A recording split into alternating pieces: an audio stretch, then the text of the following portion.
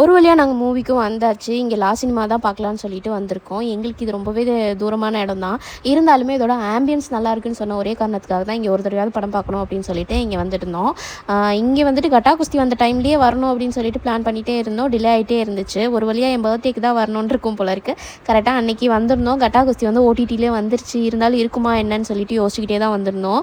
இல்லைனா ஜனநாயகன் தான் போகலாம் அப்படின்னு சொல்லிட்டு பிளான் பண்ணியிருந்தோம். ஜனநாயகனுக்கு குட்டீஸ்லாம் அலோடு இல்லைன்னு சொல்லவும் எங்களுக்கு ஒரே கன்ஃபியூஷன்னால சரி கட்டா குஸ்தியை பார்த்துடலாம் அப்படின்னு சொல்லி வந்தோம். டிக்கெட் வந்துட்டு கிரவுண்ட் ஃப்ளோரில் தான் எடுக்கணும். அது மறந்து மேலே வந்துட்டோம். அதனால் கீழே போயிட்டு டிக்கெட் எடுத்துகிட்டு ஜனநாயகன் போஸ்டர் வரைக்கும் பார்த்துட்டு அதுக்கப்புறம் வந்துட்டோம். அதுங்கள நானும் அவரும் முட்டிக்கிட்டோம். அவர் கோச்சிக்கிட்டு வேகமாக வந்துட்டு பாப்பா கூட்டிகிட்டு உள்ளே போயிட்டாரு. எனக்கு என்ன வர தெரியாதா அப்படின்னு சொல்லிட்டு நானும் வீராப்பா பின்னாடியே வந்தா கடைசியில் பார்த்தா அது வந்து சென்சாரில் எறிகிற லைட் போல் இருக்குது. டக்குன்னு ஆஃப் ஆகிடுச்சு. நான் டார்ச்சும் ஆன் பண்ணலை. எனக்கு கண்ணும் தெரியாது. அப்புறம் நான் முழிக்கிறத பார்த்துட்டு அவரே வந்து கூட்டிகிட்டு போனார். அப்புறம் சமாதானம் ஆயாச்சு. என் ஹஸ்பண்டும் இந்த படத்தில் வர மாதிரி தான் எனக்கு அவ்வளோ சப்போர்ட் பண்ணுவார். எல்லாருக்கும் கண்டிப்பாக அவங்கவுங்க ஹஸ்பண்ட் வந்துட்டு இந்த மாதிரி சப்போர்ட் பண்ணணுங்க. அப்போ தான் வந்துட்டு நம்ம வந்து ஏதோ ஒன்று சாதிக்க முடியும். ஸோ என் ஹஸ்பண்ட் வந்துட்டு என்றைக்காக இருந்தாலும் என் வெற்றிக்கு பின்னாடி அவர் தான் இருப்பார்.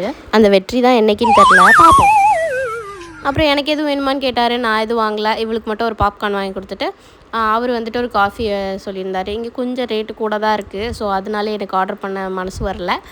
அதுக்கப்புறம் அவங்க பாருங்கள் ஒரே ஒரு பாப்கார்ன் தாங்க எடுத்தேன். என்ன குரத்துக்கு மாறுது பாருங்க. சரி நீயே சாப்பிடு சாமின்ட்டு வந்தாச்சு. அவங்க அப்பா வந்தோடனே போட்டு விட்றா. அம்மா எடுத்து சாப்பிட்றாப்பா என்னோடதை அப்படின்னு சொல்லிட்டு. இது ஏன் போட்டு விடுறதுன்னா இன்னொரு டப்பா வாங்குறதுக்கு விடுவோமா நாங்கள். அப்புறம் அவள் வசந்த கேப்பில் நான் ஒன்று ஒன்றா எடுத்து நானும் வாயில் போட்டேன். அப்புறம் அங்கிட்டு திருப்பி பார்த்தா இந்த மீசக்காரருக்கு இன்னும் கோவம் குறையில. போயிட்டு அமைதியாக அவரோட காஃபி எடுத்து குடிச்சிட்டு இருந்தார். முடிச்சதுக்கப்புறம் சரின்ட்டு நானே போயிட்டு சாரி கேட்டேன். சாரி கேட்டு வீட்டுக்கு வந்தோம். வீட்டுக்கு வர வழியில் திரும்ப முட்டிக்கிச்சு. என்ன பண்ணேன்னு ஆனால் எனக்கு ஞாபகம் இருக்க மாட்டேங்குது. என் வாய் சும்மா இருக்க மாட்டேங்குது. மீனராசிக்காரவங்களுக்கு வாயில் தான் சனி போல் இருக்குது. எனக்கு அதுதான் சரியில்லை. அடிக்கடி என் புருஷனை வம்பிழுத்து அவரையும் டென்ஷன் ஆக்கி நானும் டென்ஷன் ஆயிடுறேன்.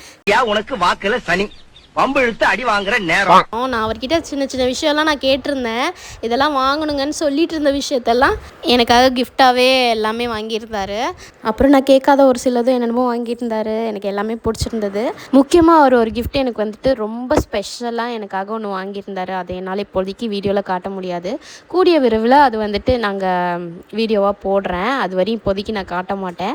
இந்த ஈவிலைங்கிறது எனக்கு வந்து பயமாக இருக்குது. ஸோ அதனால் என்னால் எது காட்ட முடியுமோ அதை மட்டும் போட்டு மற்றும் சில கிஃப்ட்னா இது என் ஹஸ்பண்ட் எடுத்து கொடுத்தது, இது என் தங்கச்சி எடுத்து கொடுத்தது. அப்புறம் இந்த ப்ளூ கலர் வந்து என் சிஸ்டர். இப்படி தாங்க என்னோட பர்த்டே மிக சிறப்பாக முடிஞ்சுது. அடுத்த ஒரு வீடியோவில் பார்க்கலாம். பாய்.